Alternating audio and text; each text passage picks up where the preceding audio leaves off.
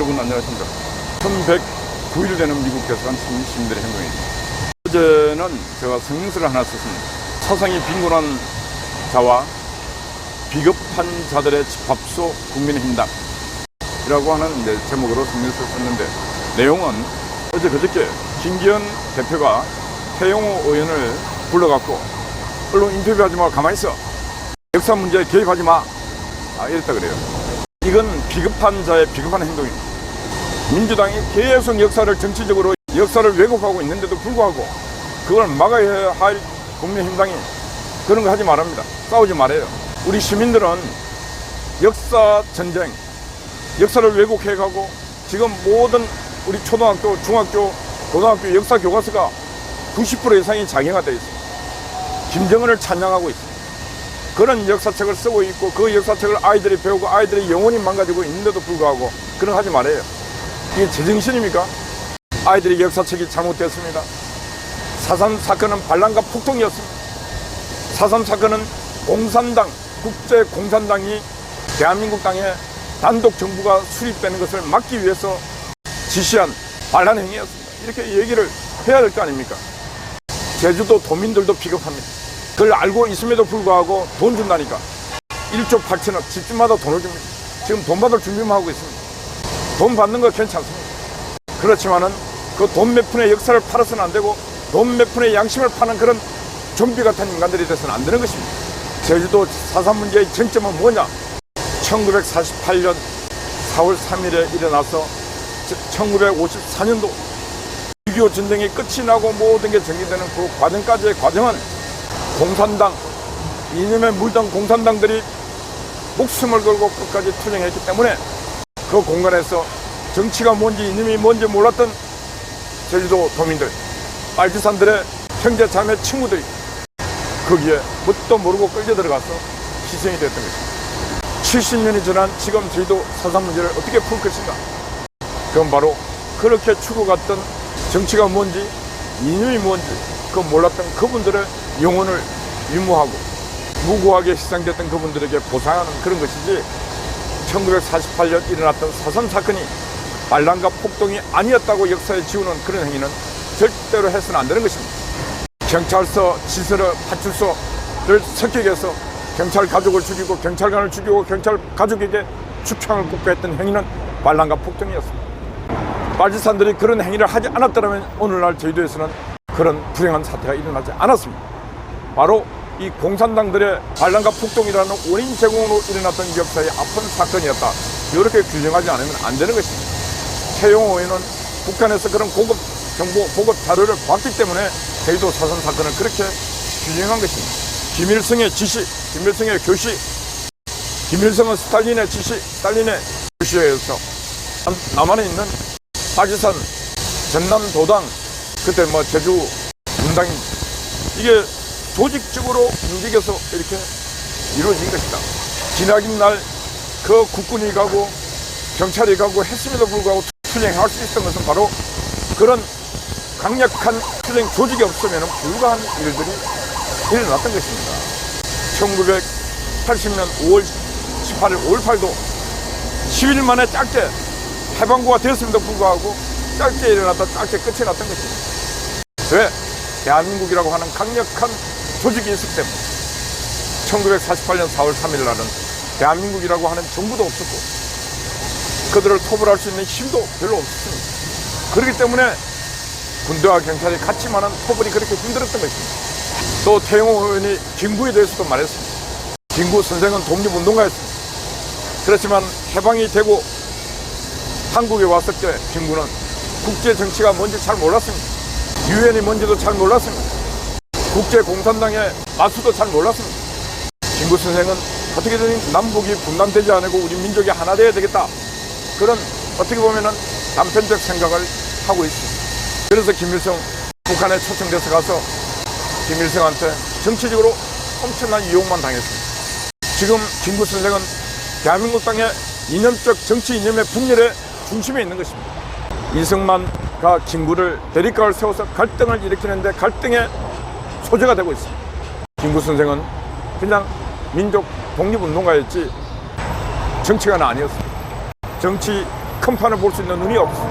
지금 김구 선생의 이 갈등은 바로 지금 자익들, 좌파들이 만든 김구라는 우상일 뿐이지, 김구 선생 자체는 지금 본인이 이런 정쟁의 소재가 되기를 원하지 않을 것입니다. 그런데 그런 원하지 않는 그분의 이름을 끊임없이 정치 도구로 이용해 먹고 있는 저 정치권이야말로 썩은 자들이요, 죽일 자들입니다.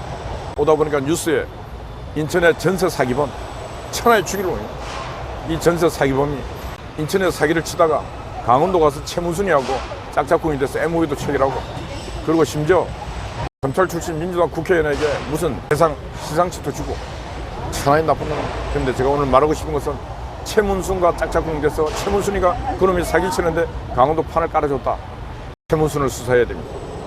최문순은 붉은 수순아, 북한의 암호명이 붉은 수순아라고 최도영이라고 하는 MBC 국장이 책을 쓰고 했음에도 불구하고 그 사람을 고소하지 않습니다.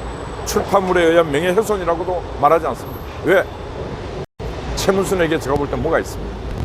북한과의 끈끈한 관계가 있습니다.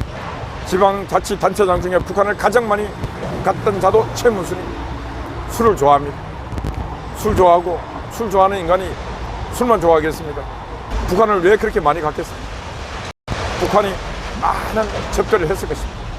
MB 사장할 때 북한에다가 뭔가 주고 싶은 걸 많이 줬을 것입니다. 최문순이가 북한의 노동당 암호명 붉은 수순한지 아닌지 조사해야 됩니다. 민주당 5년 동안 대한민국을 사기꾼, 사기공화국으로 만들었습니다. 문재인이가 탈원전 때문에 한전이 26조 원의 결손, 문재인의 탈원전 정책 때문에 그렇게 봤다고 지금 분석이 나오고 있습니다. 국민의힘당 국회의원 누구라도 매일매일 국민들이 세뇌교육 시키듯이 이 얘기를 해야 됩니다. 문재인 5년은, 민주당 5년은 사기공화국, 사기꾼들이 주인되는 세상이었다. 건설판에서는 통진당 놈들이 일도 안 하고 팀장 돼가고 노동을 착취하고 돈을 착취하고 노동 권력을 착취한 놈들이 바로 통진당 잔존 세력들이었어요. 요소요소의 사기꾼이 주인 안 된 곳이 없습니다. 교육은 청교조라는 사기꾼들이 주인되어 있고, 노동 현장은 통진당이라고 하는 정치 세력이 주인되어 있고, 국회는 썩어 자빠진 놈들이 사기꾼이 주인되어 있고, 송영길도 따지고 놓고 보면 완전히 사기꾼은 누구 돈을 갖고 그렇게 했겠습니까? 이재명 보세요. 거짓말쟁이 천하의 사기꾼이 지금 당대표가 되어 있지 않습니까? 국민의힘당 100명의 국회의원들이 해야 될 일은 이런 사기꾼들을 국회에서 몰아내겠다는 그런 각오로 싸워야 되는 것입니다. 그런데 안 싸워요. 국민의힘당도 같이 나눠 먹었습니까? 아마 제가 볼 때는 같이 코를 걸려고 돈을 푼돈으로 나눠 먹은 인간들도 많을 거예요. 국민의힘당. 이정근의 그 녹취록, 그게 한 3년간, 하여튼 몇 년간 녹취록이 대단한 저자입니다. 대한민국 정치판을 완전히 바꿀 혁명적 역사적 사건, 일을 한 게 이정근이라고 생각해요. 대한민국은 제가 볼 때 윤석열 정권은 어마어마한 운이 따르고 있습니다. 이 운이 올 때 무슨 일을 해야 됩니다.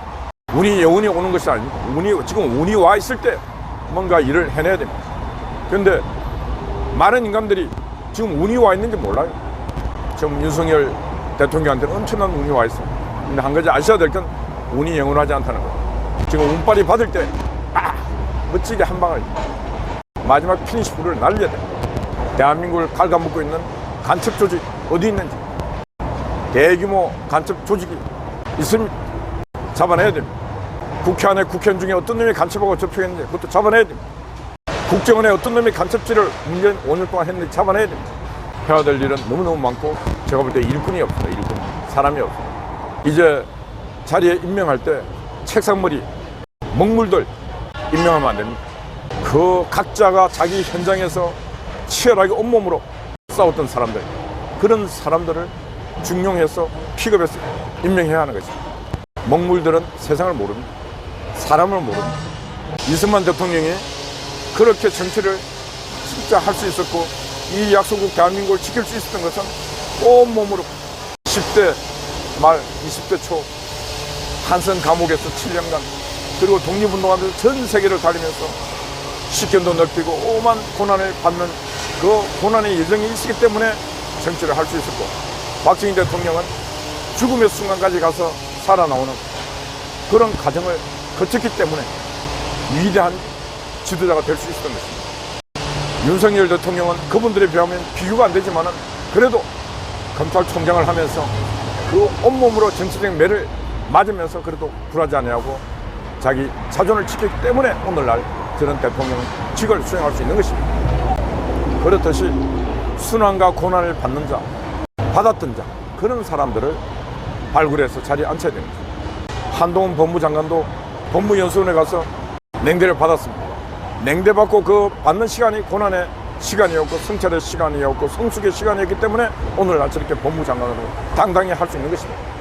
근데 다음 지도자, 다음 그런 자리에 자격이 있는 자 누가 있습니까? 악공이 있습니다. 윤희숙이 있습니다. 윤희숙. 자기의 배지를 과감하게 던지고 농지 투기했다니까 그 이익금 기부하고 그렇게라도 아파해본 사람을 임명해야 됩니다. 전직 국회의원 했고 전직 뭐 했고 한 사람은 돌리받기식으로 또 앉혀 짝이도 못 씁니다. 왜? 아파해보지 않고 고뇌해보지 않는 인간은 세상에 일어난 문제에 대한 답을 찾을 수 없는 것입니다. 윤석열 대통령의 인사 라인들은 바로 그런 사람을 찾아라. 그러하면 세상은 밝아질 것이다. 그런 말씀 드립니다. 어젯밤에는 종창아재가 또 밤을 새웠습니다. 또 아침 일찍 우리 송화제 언제나 변함없이 와서 저렇게 지키고 있습니다. 그리고 오늘 아침 보니까 많은 분들이 또 이렇게 들어와서 참여하고 있습니다. 여러분에게 축복입니다. 또 그리고 한 주가 금방 지나갔습니다. 내일 또 각자가 각자의 위치에서 뜨거운 가슴으로 애국 활동을 하시기 바랍니다. 여러분 파이팅입니다. 감사합니다.